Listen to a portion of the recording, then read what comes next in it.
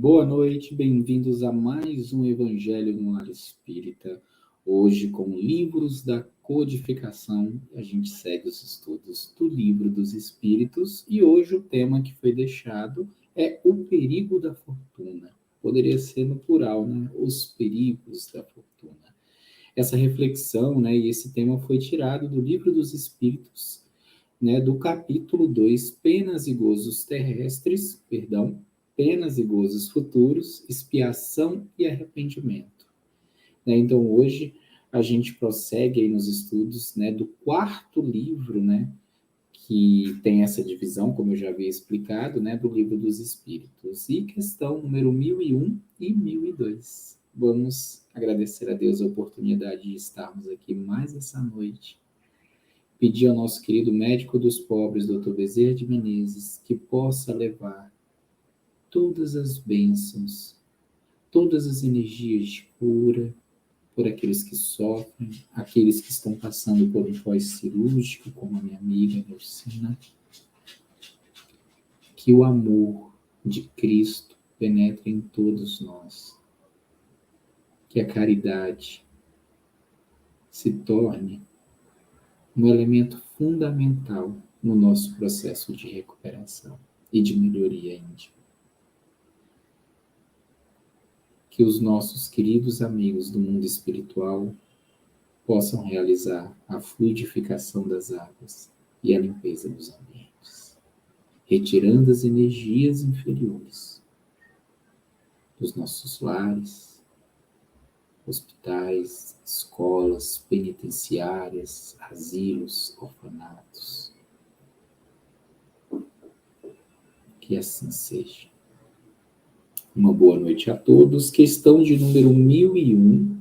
Não há nenhum mérito em assegurar depois da sua morte um emprego útil dos bens que possuímos? E aí está dentro do nosso tema, né, o perigo da fortuna. Vamos entender. Nenhum mérito não é a palavra. Isso vale sempre mais que nada. Mas o mal é aquele que não dá senão depois da sua morte. Frequentemente é mais egoísta que generoso. Então, aquela pessoa que guarda ali muitos bens e o doa no final, tem que ser avaliada. Porque como ele fala aqui, ó, mas o mal que é aquele que não dá senão depois da sua morte, frequentemente é mais egoísta do que generoso. Quer ter a honra do bem sem lhe ter trabalho. Aquele que se priva na sua vida tem duplo proveito, né? Tanto do mérito quanto do sacrifício que o fez. E o prazer de ver-os felizes que faz. Mas o egoísta, lá está e lhe diz: o que dás suprime dos teus gozos, né? Ou seja, só pensa em si. Eu não posso dar, senão eu vou ficar sem. E como o egoísmo grita mais alto, perdão, e como o egoísmo grita mais alto que o desinteresse e a caridade, ele guarda sob pretexto de suas necessidades e das necessidades da sua posição social. Ah, lamentei aquele que não conhece o prazer de dar. Este é verdadeiramente deserdado de uma das mais puras e mais suaves alegrias. Deus, submetendo-o à prova da fortuna, tão difícil e tão perigosa para seu futuro, quis lhe dar por compensação a felicidade da generosidade, da qual ele pode gozar desde este mundo. Né? Então, fazendo aí a reflexão em cima do perigo da fortuna, né? Como ele mesmo diz aqui, ó, é uma prova difícil, perigosa, porque ela mexe, quando chega aqui, né, no momento de prova, né, de provação, com o egoísmo, com a avareza. A fortuna bem empregada, aquela fortuna a qual a pessoa tem utiliza para o bem do seu próximo, em vida, é importante. E essa sim leva a Deus, ao Mestre. É caridade. Como ele fala aqui, é uma prova difícil.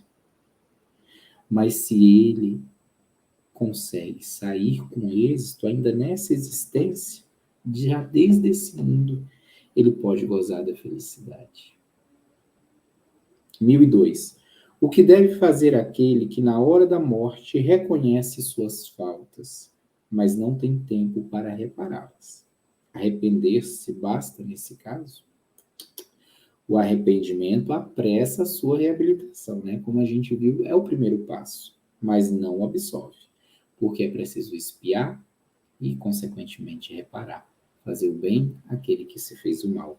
Não há diante dele o futuro que não lhe é jamais fechado, ou seja, uma nova encarnação, ele vem para esse processo de expiação e reparação.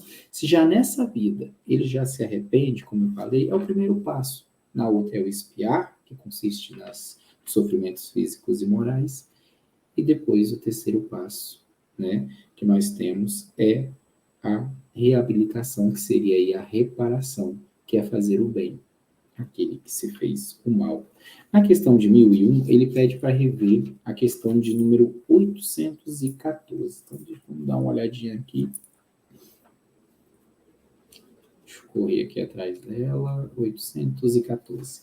Por que Deus deu a uns a riqueza e o poder e a outros a miséria?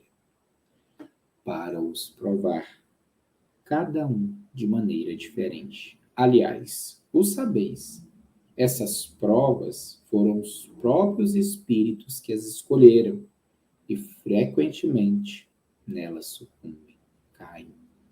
E aqueles que passam por essas provações, por essas expiações, saem vitoriosos. Como foi colocado na questão de número 1001, não é fácil, mas é possível. Que Deus abençoe a vida de cada um. Pai nosso, que estais nos céus, santificado seja o vosso nome, venha a nós o vosso reino, seja feita a vossa vontade, assim na terra como no céu. O pão nosso de cada dia que nos dai hoje, perdoai as nossas ofensas, assim como nós perdoamos aqueles que nos têm ofendido. E não nos deixes cair em tentação, livra-nos de todos os males, que assim seja. Papai do céu proteja cada um de vocês, uma excelente quinta, né? Finzinho de quinta, uma boa noite a todos. Fiquem com Deus e até domingo no nosso programa Reflexões. Tchau, tchau.